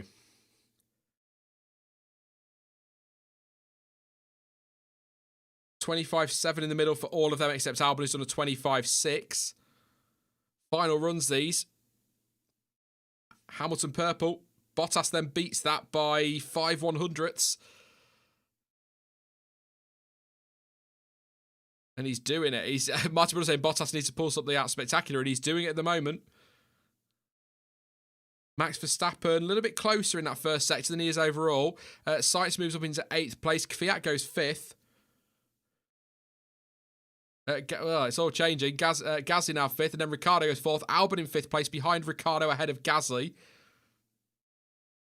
Did Gasly get his lap in? No, he didn't. Pierre Gasly goes 4th. I'm just checking that's right. The official time he's put it with 4th. Yes, he has. There we go. Pierre Gasly 4th, ahead of Ricciardo and Albon. Here goes Lewis Hamilton over the line, does a 13.7. What does Bottas do? This is for pole position. What can Valtteri Bottas do? It is pole position for Bottas. Less than a 10th clear. 900ths of a second. Bottas on pole, Hamilton second. Max Verstappen is improving. It was a purple final sector, I believe, from Bottas there. What can Verstappen do? Is he going to shock us? No, he can't. It's a 1:14.1, a little bit closer. In 3rd place, Gasly is 4th, Ricciardo 5th. What is Alex Albon doing? He's not improving. Alexander Albon down in 6th. And I think, assuming that's not deleted, it's going to be 6th for him. Charles Leclerc 7th, Kvyat 8th, Norris 9th, and Sainz 10th. I don't see anybody improving on the timing screens. So it is Valtteri Bottas on pole position for F1's return to Imola. Very close. A 10th of a second, 97 thousandths between the two Mercedes. It's been close all day. And it was that final lap did it for Bottas this time. Missed out, of course, in Portimao with Lewis Hamilton on that final run, who nicked it from him, but he's got his revenge at Imola. He's taken pole position. Max Verstappen is 3rd, 5.5 tenths off of the fastest time from Bottas. Pierre Gasly, though, 4th place, 9 tenths off the fastest time, just ahead of Daniel Ricciardo, with Alexander Albon in 6th place. Albon 4 tenths off his teammates, 5 100ths off Ricciardo, and not actually a million miles away from Gasly in 4th, to be fair. Charles Leclerc in 7th place, 8th for Daniel Kvyat, 9th for Lando Norris, and 10th for Carlos Sainz. What a lap from Gasly. He's been on it all week, all weekend, all day. Great lap. He's Gasly just saying he thinks it's their best quali this season, and possibly working together. Obviously, Sebastian Vettel took pole for Toro Rosso in 2008.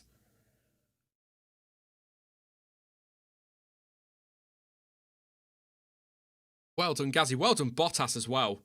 I'm not expecting that to suddenly be the turning point in the championship with 5 races to go and a gap of 77 points, I think it is. It's not going to happen, but I said it last week in the same stream. Actually, the qualifying watch along. It's a big one for him. Getting pole position. If he can win tomorrow, it's not going to turn the championship on its head. Even if Hamilton DNFs, it's not going to happen. But a confidence boost. He needs to win some of these final races to go into next season on a high. I think Rosberg, 2015, went on that run of victories and then went on to win the title in 2016. I'm not saying Bottas will do that, but it can really set you up quite nicely. So a nice confidence boost for Bottas would be good. He could do with that, really.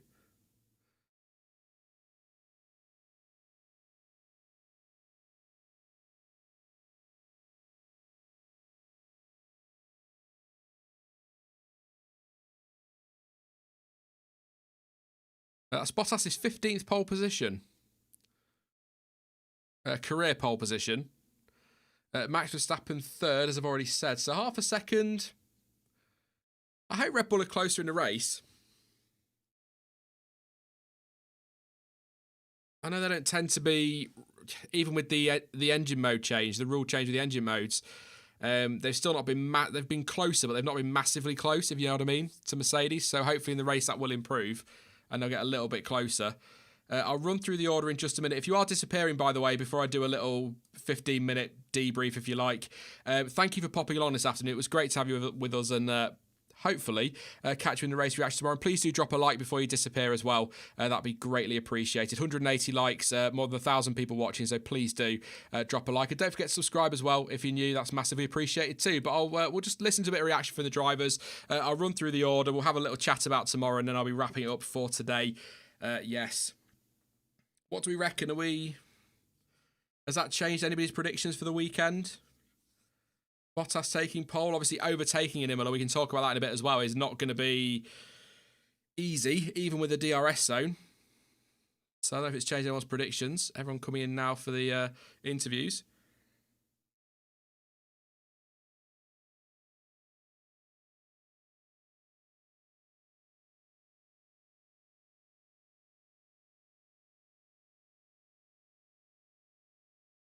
M2 Podcast predicted Bottas. Good one. It's yeah. I'm glad Gasly isn't leaving AlphaTauri.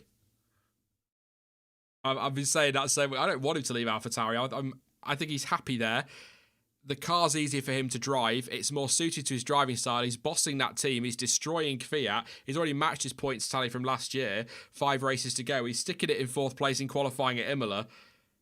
I'd rather he stayed at AlphaTauri, continue to develop next year and improve next year and kind of bounce back from that difficult start to that first half of the year with Red Bull last time out, 2019, and then maybe look at 22 at maybe getting out of the Red Bull family and find a seat somewhere like Renault if Ocon doesn't improve. His contract's up, of course, at the end of next year. Who even knows? Even a team further up the grid. But I think going back to Red Bull, I'm glad he's staying where he is.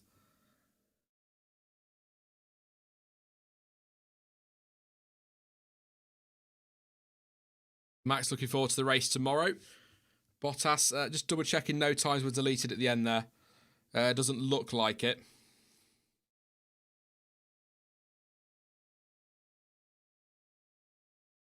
I don't know why, Ian Francis, but I have to keep approving your messages. I don't know. They keep going into hell for review and they're absolutely fine. Ian just saying if Hamilton didn't make those mistakes on the gravel, he could have been on pole. Yeah. That's weird. I'll have a look. I'll have to check that, Ian, after the stream. Make sure you're not on any kind of YouTube list. I assume not. Sure, I've seen you in chat before and not been issues. So, yeah, keep an eye out. If mods are still here, please do approve Ian's comments, unless he's having a go, obviously. Warren M says tomorrow's all about the undercut. Probably it's going to be one of those races. Look, I'm so pleased that we're back at Imola, but I'm not stupid. I'm not daft. I know that tomorrow's race is probably not going to be the most thrilling. But then, to be fair, I said that about Mugello and it was insane. So you never quite know, do you? But it'll be about strategy tomorrow for sure. Said for sure. Oh, don't like that one. So a quick slug of water. I'll run through the order and then we'll have a quick chat. That's how I'm going to tell you off. See me. See me after the stream. We'll have words. So Valtteri Bottas will start tomorrow's race at Imola on pole position. 1:13.6 for him, beating teammate Lewis Hamilton by just under a tenth of a second, 97 thousandths. Max Verstappen in third place, half a second off the pole time. Pierre Gasly, stunning lap again for fourth. Such good form at the moment, 8 tenths off the fastest time, 1:14.5. Daniel Ricciardo also a 14.5 in fifth place, and a 14.5 as well for Alex Albon in sixth. For those that are interested, around about 4 tenths off his teammate Max, in fact almost exactly 4 tenths off his teammate Max Verstappen. So I would say better in qualifying. Obviously the race is a whole other thing, so hopefully you can have a good race tomorrow. Charles Leclerc in 7th place and Daniel Kvyat in 8th. It's Lando Norris 9th and Carlos Sainz rounding out the top 10. Start tyres, as we've already gone over, Bottas and Hamilton on the mediums. Verstappen will also be on the mediums. Everybody else I think on the softs, so question mark over Leclerc. Sergio Perez in 11th on a 1:15.0. He didn't make Q3. Esteban Ocon in 12th place, and then George Russell once again into Q2, 13th place for him. 14th for Sebastian Vettel. Did go on the softs towards the end despite trying the mediums in Q2. Didn't work out for him. He did have a time deleted, I think, at one point in the session and was very wide as well at another point. So a bit of a scruffy one for him, but down in 14th place. Lance Stroll also had a time deleted, so his time of 1:15.4 put him 15th place. Probably one of the other big surprises, sort of a positive surprise is Pierre Gasly. Negative surprise, if you like, is probably racing points pace. But that said, Sergio Perez gets a free choice of tyre tomorrow, so we'll see. Romain Grosjean, 16th, and Kevin Magnussen in 17th place. They didn't make it out of Q1. Neither did Kimi Raikkonen in 18th, although I think Kimi didn't he? But then his time was deleted that dropped him back into the bottom 5, so that's unfortunate for him. That's the way it goes with track limits. 19th for Nicholas Latifi, and Antonio Giovinazzi celebrating his new Alfa Romeo contract with 20th place on the grid. Bless him. Home Grand Prix as well in Italy, his third home Grand Prix of the season. Same for Ferrari. To think we've been in Italy 3 times this season is kind of crazy. But yes, that is the lineup. As far as I know, no grid penalties at the moment, so we'll keep an eye out for that over on social media a little bit later on, see if anything happens. But that should be the grid for tomorrow's race. So there you go. Quite a, I think, an interesting grid. You might look at that and see the Mercedes front two. The race tomorrow is going to be really tough to overtake because the track is just so narrow. But what I wanted to talk about actually is the DRS, because as Warren was saying in chat just a moment ago, this is probably going to come down to an undercut. It's going to come down to strategy tomorrow. It could come down to the start. You know, Hamilton gets a better start. He might be able to leapfrog him, but it's going to be so difficult to overtake. And we have got the DRS zone, which runs pretty much from straight off. So if you come off that final corner and then a little bit further down, you've got the DRS. So it's most of the straight from the start-finish line all the way down to the first chicane, the Tamburello chicane. You've got that massive DRS zone, or fairly long. But the problem is, it's not a straight. It's a sweeping curve.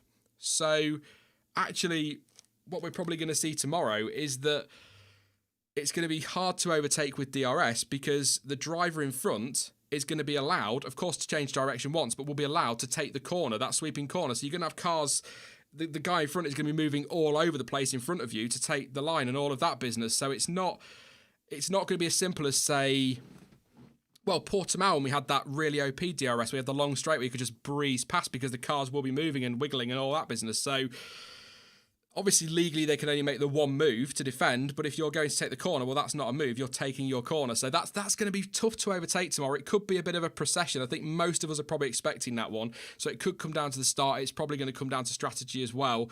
But as we know, Mercedes don't like to mix up strategies. So if they get to turn one, Bottas and then Hamilton, or Hamilton then Bottas,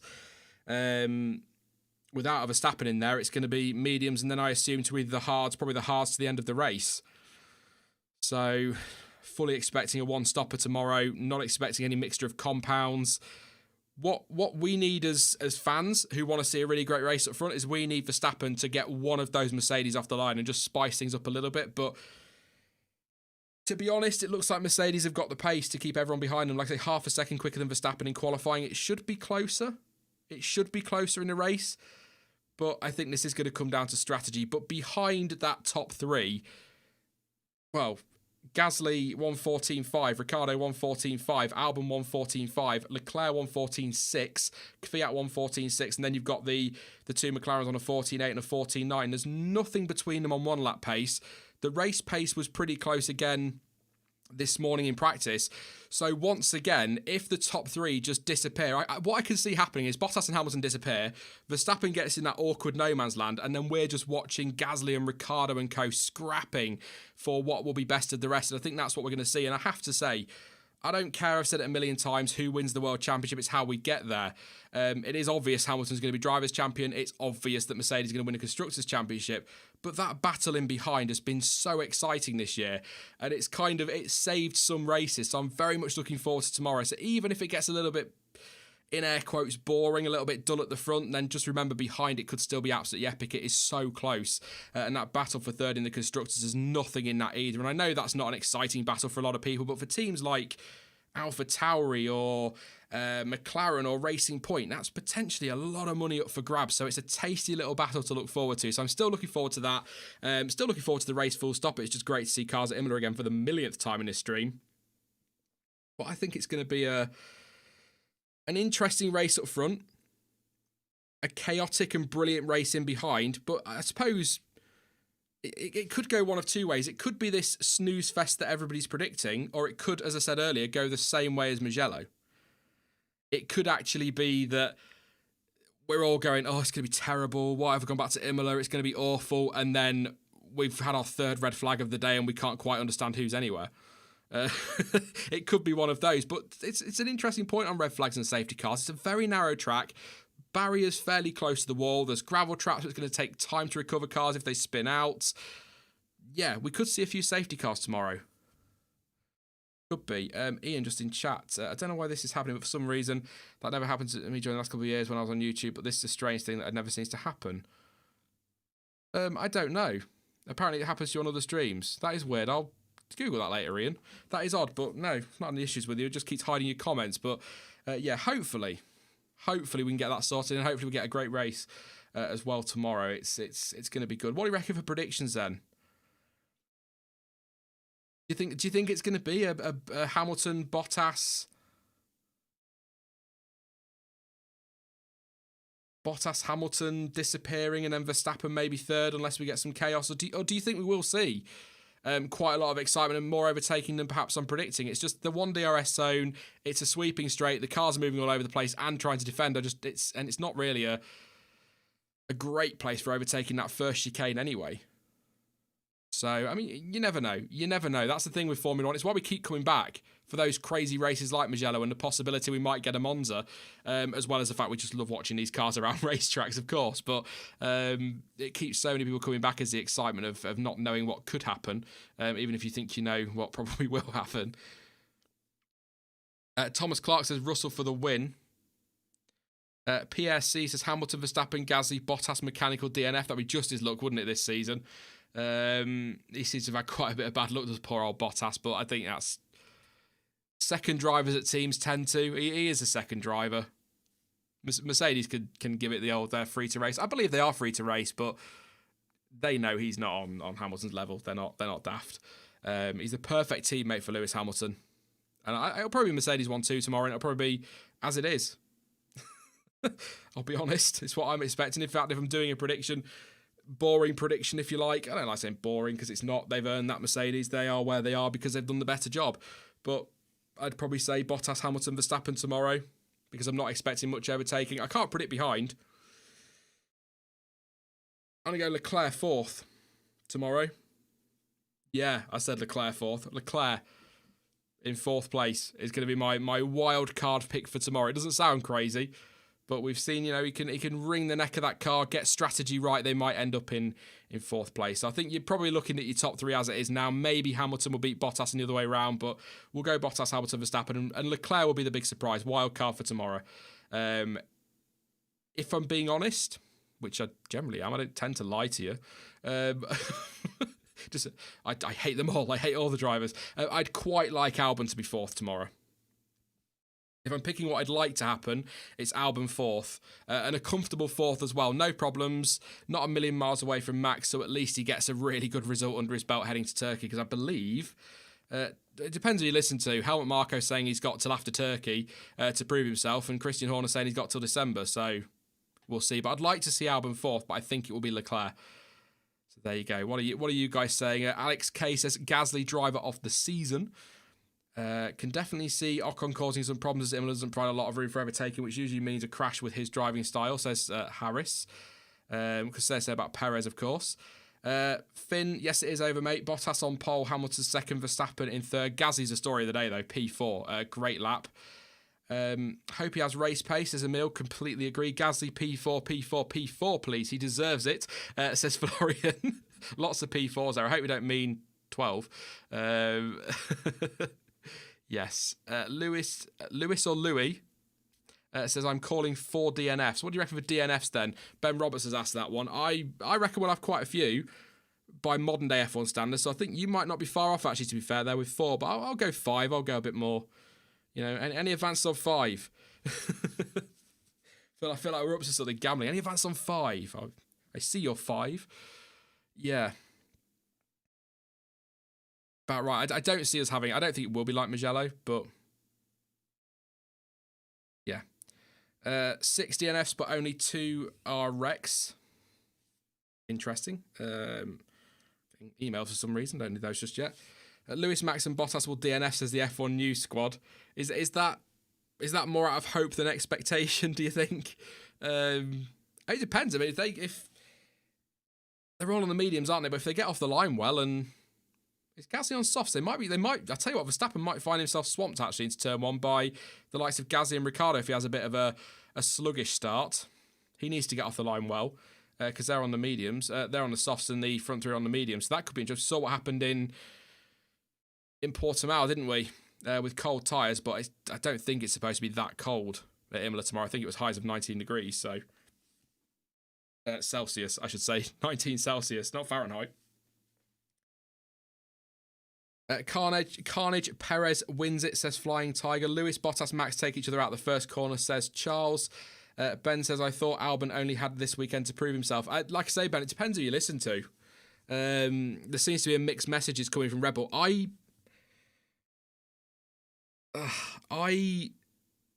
believe, and I may look completely stupid on this in a few weeks' time, I believe the decision has already been taken. I do.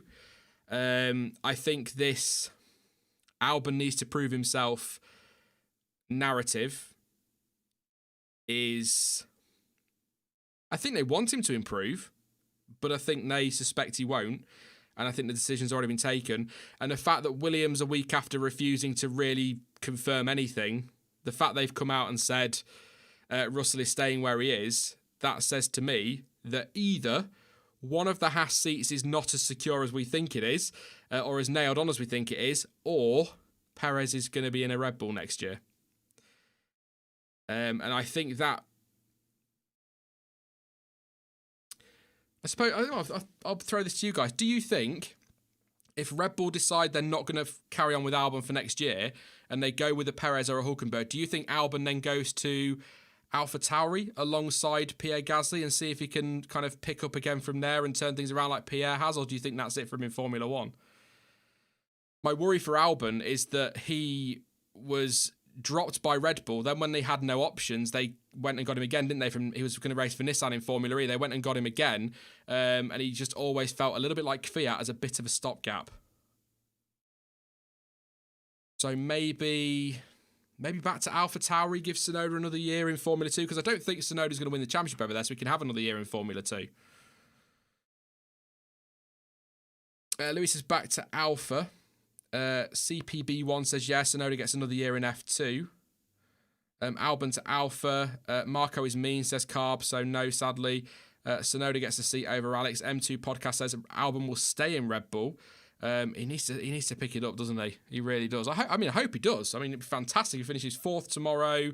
Maybe does the same in Turkey, picks up a podium at Bahrain or Abu Dhabi and has a good race in the other ones. Then maybe they'll keep him. But I love a redemption story. I'd love him to be sort of like proving Red Bull wrong and his doubters wrong and nailing it. But I just worry that decision's already been taken. Just because of the Williams news. But that could be because Haas aren't going to take Mazepin, or they're not going to take Schumacher, and actually they are going to give Perez a shot at Haas. So I don't know. But then can we trust Williams? Do we trust Williams? Racing Point were pretty adamant they had 2 drivers under contract, and Vettel's racing there next year instead of Perez. So who knows? Who knows? I think silly season at times has been more exciting than some of the on-track action this year, and I actually think next year is going to be even more insane because it's 22. And don't forget, of course, one seat still open at Mercedes. Hamilton's going to sign, but you never know. Albon could go there.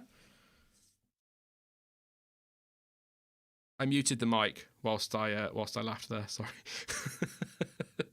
Yeah, I know that Williams have confirmed it, but like I say, Racing Point also confirmed their 2 drivers, and that changed very, very quickly. So I do wonder on the Russell thing. It also, if maybe Toto Wolff said, look, keep him in, here's another X amount off your engines for next year or something like that. That I'm pretty sure conversations have been had, but it may well be. There's a very good point actually was made by somebody on Sky. I'm sure it was somebody on Sky this morning, just saying that it is Simon Roberts' like 3rd or 4th race or 2nd race in charge of the team. So he's quite new to it all, isn't he? So maybe you just mixed his words up last week and whatnot. But why do they call it silly season, says Melting Rubber? Just because it gets absolutely ridiculous sometimes with some of the rumours that fly around, as we've seen this year. What was her? Was it last year as well? Or no, the year that Ricciardo left Red Bull? It's just because the rumours, as soon as one driver moves, all of a sudden the rumours just come out of everywhere. I mean, how many drivers have Haas been linked to? I think Gunther Steiner saying they had 10 on their list, and I think pundits in the media could have easily got that up to 15 or 16 drivers. And then Gasly was apparently talking to Renault because he farted near Cyril Abiteboul, and then somebody else exhaled near Helmut Marko, so they were moving to Red Bull. It's just because it gets so stupid in the paddock, to be honest. This year was started by the Vettel departure, Mr. Crunch, absolutely. Can you believe that was all the way back in May time? It was April, it would have been April time. And it all kicked off, didn't it? Vettel, it was rumoured on the Monday that he was going to leave, and then that broke that he was leaving Ferrari. And then that was on the Tuesday. Then the Wednesday, I made a Carlos Sainz video. Then the Thursday, Sainz was confirmed at Ferrari, and Ricciardo was confirmed at McLaren. I think McLaren just before Sainz. So it was obvious what was happening there. That was just a mad few days. Absolutely mental. But I quite enjoy that. Quite like a bit of speculation. You might have noticed. But great session again from qualifying. I'll run through the order before we go in just a second, but just super quickly, because I didn't read many out last time, before I wrap things up. In chat, your top 3 for tomorrow. I'll read some out when I've gone through the order, and then we'll wrap it up for today before I completely lose my voice. I sound like 34 and my voice is breaking. It's terrible. But Valtteri Bottas on pole position for tomorrow's race at Imola. 1:13.6 was a pole time. Hamilton second, Max Verstappen in 3rd place. Pierre Gasly was 4th, and Daniel Ricciardo in 5th. Alex Albon, 6th place for him in the second Red Bull. Leclerc once again doing a stellar job in that Ferrari. 7th for him, 8th for Daniel Kvyat, Lando Norris 9th, and Carlos Sainz in 10th place. 11th for Sergio Perez. He gets a free choice of tyre tomorrow, so watch Checo tomorrow. Actually, that's a good point. One to watch tomorrow. Checo, driver of the day for today for me, Pierre Gasly. Esteban Ocon in 12th place. George Russell 13th, again out of Q1, really shining in that Williams. 14th for Sebastian Vettel and 15th for Lance Stroll. Stroll's time was deleted, which is why he's down there. Romain Grosjean 16th, Kevin Magnussen 17th, Kimi Raikkonen 18th, did get through with the time, but that was also deleted, which drops him back into the bottom 5. Latifi in 19th place, Gio in 20th in the second Alpha. So, your predictions for tomorrow, super quickly. Let's see what we've got going on here. So, Pete goes with Hamilton, Bottas, Verstappen. Top 3 for rain is Hamilton, Max, and Gasly. Is it Sudipan? Oh, I've butchered it. I'm sorry. I'm so sorry. Please don't take offence. Hamilton, Verstappen, Ricciardo, Bottas. The top 4, Ricciardo getting a podium. That'd be good. Ian Francis, Hamilton, Albon and Norris. I'll have a look at those issues a bit later, mate, and hopefully we can sort those out. Louis says Hamilton, Bottas, Ricciardo. George or Gasly for the win, says the F1 News squad. I'll have what you're drinking. Panos says Hamilton, Bottas and Verstappen, obviously. Bottas, Verstappen, Ricciardo for Michael. That's just updated. That's annoying. Let's find where we were. Alex K says Verstappen, Gasly, Ricciardo. Vic's gone with Hamilton, Gasly, Bottas. Game to Mame has gone with Russell. There you go. Michael's gone with Bottas, Verstappen, Gasly. We've read Ian's out. Let's have a look. Feels bad for Checo, says F1 fan. Snowcat says Gasly, Ricciardo, Leclerc. I think Snowcat's expecting a Mugello-style race, but with a Monza-style result. I'm predicting that one for you, Snowcat. Why not? Mr. Crunch says Hamilton, Bottas, Verstappen. F1 fan says Bottas, Hamilton, and Gasly. Carb says Verstappen, Hamilton, Gasly. Gasly for dive bomb. That could be an interesting one. Absolutely could be. Varun says Hamilton, Bottas, Gasly. Two more. James Smith says Bottas, Verstappen, and Leclerc. Hamilton's first retirement. When was his last retirement? Just out of curiosity. That's one for you to have a quick think on. I can't think off the top of my head.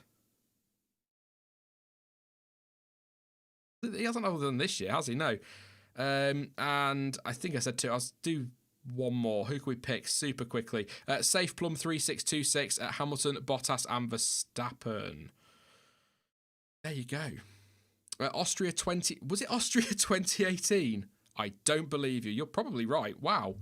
Is it really that long? Let's have a super quick look, actually. I believe you, but I like to just double check. I know what the internet can be like. Let's have a look. So 2019. Didn't retire in 2019. So that would be a 2018 retirement. So Austria 2018. Wow, has it really been that long? How have I missed that? To be fair, since I've started YouTubing, the seasons seem to merge into each other, to be fair. But yeah, Hamilton's last retirement, Austria 2018. Well done, chat. Well done, chat.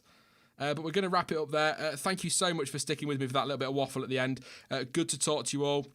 Once again, please do drop a like before you disappear. We lost some on that other stream that went down. So 273 at the moment. Let's see if we can get over 300. 694 watching. Please do drop a like. Don't forget to subscribe if you're new. I will be back tomorrow, of course, with the race reaction for, well, the Imola Grand Prix, the Emilia Romagna, whatever we're calling it, Grand Prix, the San Marino Grand Prix. Why not? Let's just call it that one. So back tomorrow, like I say, about 3:30ish UK time, I think, and all being well, I should be joined by Jonty for that one as well. Great to have him back hopefully tomorrow. It's been a while since I've had Jonty on. In the meantime, though, don't forget that you can, of course, follow me over on social media, and all of the links you need for that are in the description down below. But as ever, thank you for watching. I've been Sean. This has been the F1 Word, and until next time, goodbye.